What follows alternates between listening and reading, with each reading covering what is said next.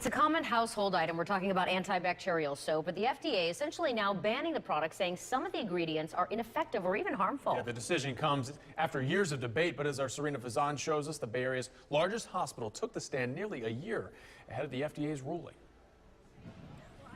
It's like a security blanket for parents and grandparents. That's how Gabrielle Suter sees it every time she buys antibacterial soap. It makes me feel safer. So much so, Gabrielle is ignoring findings from the FDA. I will not stop using it. But the product Gabrielle knows now will not exist in the next year. That's how long the FDA is giving companies to rework formulas and get rid of 19 active ingredients, calling them ineffective and even unsafe, two topping the list. I think it's a major decision. Peggy Thompson, Tampa General's Director of Infection Prevention, feels so strongly about the research. It was a big deal.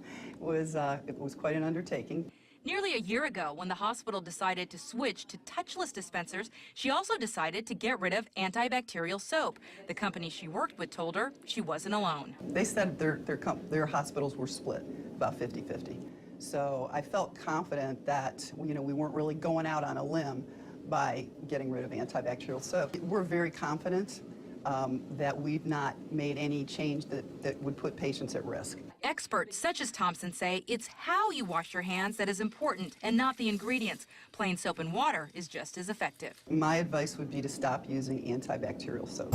Hey guys, Tara here for D News, and there's been a lot of talk over the past few years about hand sanitizer and why it can actually be dangerous for you. D News actually did an episode on it just last year. The basic idea is that triclosan, the active ingredient in hand sanitizer, kills off all of your good bacteria, making it easier for antibiotic-resistant strains to flourish. But that's not the only reason it's bad. A new study published this week in PLOS ONE finds that using hand sanitizer can also increase your skin's absorption of BPA. BPA stands for bisphenol A, and it's a chemical used in the production of almost all hard plastics, including containers used for most foods and beverages. Essentially, it imitates our hormones in a way that disrupts our body's natural endocrine system. Studies have linked high amounts of BPA to hormone disorders, heart disease, cancer, infertility, and even diabetes. In a nutshell, it's bad. And according to this new study, hand sanitizer makes it even worse. Most commonly used hand sanitizers contain chemicals that enhance the penetration of lipophilic compounds in your skin. BPA is one of those compounds. So researchers from the University of Missouri looked specifically at thermal receipt paper, which contains very high quantities of BPA, to see if hand sanitizer increased the absorption of those chemicals. Turns out it does.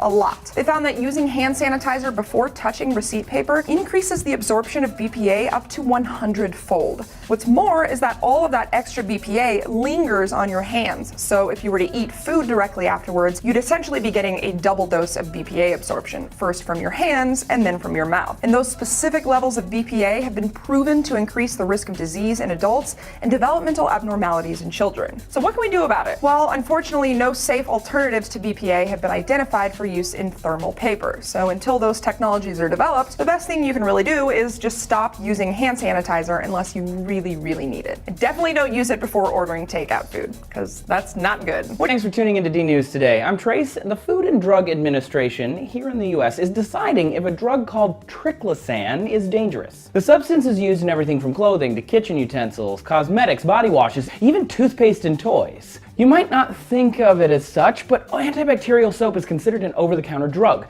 mainly because of the active ingredient, triclosan. Triclosan has been around since the 1960s and was originally used in hospitals to stem bacterial growth before surgery.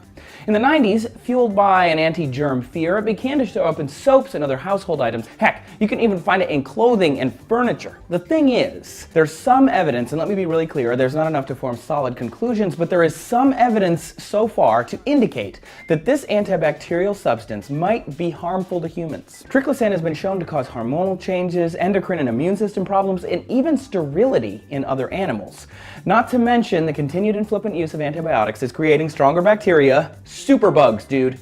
Scary. So how, if it has the potential to be bad for us, did this drug get into everything? Congress only passed laws requiring the inspection of ingredients in the early 70s, and this drug was already in broad use. So they're just getting around to it now based on pressure from consumer groups and a few studies that were released exploring the drug's impact. It's taken decades for the FDA and the EPA to decide if this drug that we're using is even safe. When an animal comes in contact with triclosan, it is absorbed right through the skin. So if you use antibacterial soaps or instant sanitizers that aren't alcohol-based, you're exposing yourself to a dose of triclosan. Now, the FDA is thinking of banning the substance for human use entirely, and the implications of that are crazy. Triclosan is part of a $1 billion a year cleaning and manufacturing industry. It's not just side effects from exposure we should be worried about, but the creation of superbacteria. If you kill 99.9% of all bacteria, the 1% that survives is super strong, and it replicates, and then the weaker generation of that second one are killed off by more antibacterials, and then that 0.1% lives, and that generation is even stronger than the last one, and you do that again and again and again.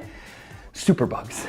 And that doesn't sound like a good thing, does it? In response to all the hubbub, a number of hospitals and cleaning companies have already removed triclosan in advance of a possible consumer backlash. What other crazy things are we exposed to every day that aren't tested and proven safe? We are not exactly sure. The FDA was created to regulate food and drugs. So even though things like cosmetics and clothing contain parabens and other untested and undisclosed chemicals, the FDA has no authority to regulate those ingredients. People get all excited about antibacterial ingredients for a very simple reason: fear of germs.